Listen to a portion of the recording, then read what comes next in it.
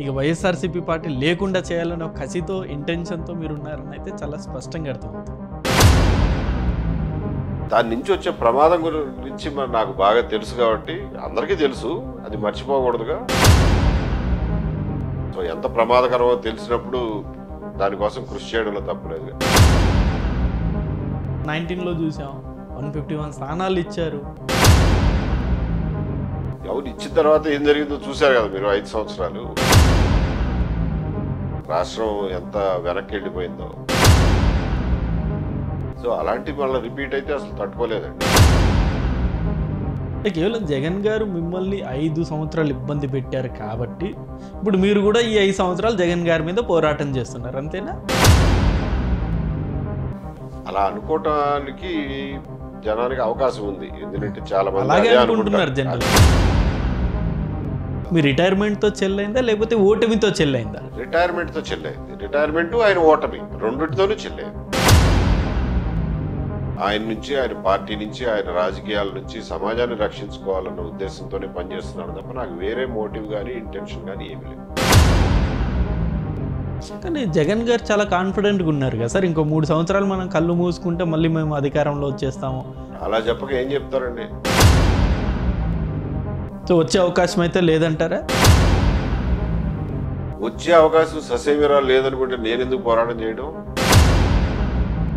ఇప్పుడు ఆయన ఇచ్చిన నవరత్నాలు తప్పంటారా లేకపోతే ఏంటి? నవరత్నాలు ఇస్తే అసలు ఏవి విధ్వంసం లేదంటారా ఏంటి? ఎవరు డబ్బులతో ఇచ్చారు? ఇప్పుడు ఈవెన్ కూటమి ఇచ్చినా సరే ప్రజల డబ్బే. కరెక్ట్. మనం మాట్లాడేది విధ్వంసం గురించి అది తప్ప ఆయన నొక్కిన బటన్ల గురించి కాదు. నిజంగా కేవలం సంక్షేమం కోసమే పుట్టిండుంటే ఒక్క మాట చెప్పండి, అన్నా క్యాంటీన్ ఎందుకు క్లోజ్ చేశారు? కానుక ఏంటండి? కానుక ఏంటండి? ఇది ఒక అసహ్యకరమైనటువంటి మాట. అడుగు తినేలా కనిపిస్తున్నారా ఏం ప్రజలు వీళ్ళకి? సో ఇప్పుడు జగన్ గారు ఎలాగైతే 2.0 అంటున్నారు, ఇప్పుడు ఏబి వెంకటేశ్వరరావు గారు 2.0 చూడబోతున్నాం, అంతేనా? ఏబి వెంకటేశ్వరరావు 1.0 జగన్ గారు మళ్ళీ అధికారంలో రావడానికి ఏమన్నా చేయడానికి సిద్ధంగా ఉన్నారు. చెప్పలేం కానీ ఏమైనా చేస్తారనేది మాత్రం వాస్తవం. ఆయన చేయగలిగే ప్రయత్నం ఆయన చేస్తారు, నేను చేసే ప్రయత్నం నేను చేస్తాను. సో మీరు కేవలం ఒకరే, మీరు ఆయన దగ్గర ఒక సైన్యమే ఉంది. నీటి బట్టలన్నీ కలిస్తే సముద్రం అవుతాయి. అండ్ నాతో పాటు కలిసి నడిచే వాళ్ళు చాలా మంది వస్తారు. అంటే ఈ 5 సంవత్సరాల్లో కనుక కూటమి ప్రభుత్వం అమరావతిని కంప్లీట్ చేయకపోతే మళ్ళీ ఒకవేళ జగన్ గారు వస్తే ఏం జరుగుతుందో అందరికీ తెలుసు.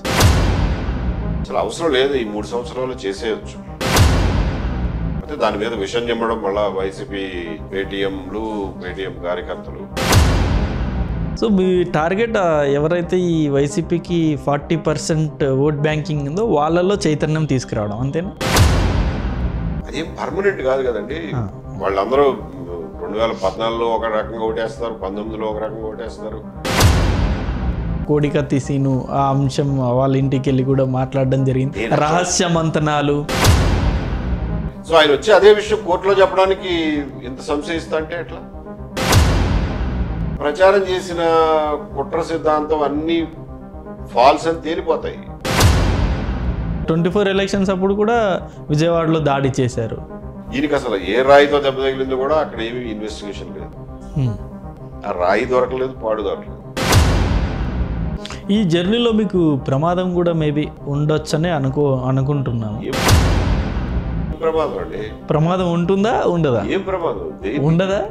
ఏమిటి మీరనే ప్రమాదం? ఇప్పుడు మనం చూస్తూనే ఉన్నాం, ఏ రకంగా అన్నా ఇబ్బంది మీకు రాదంటారా?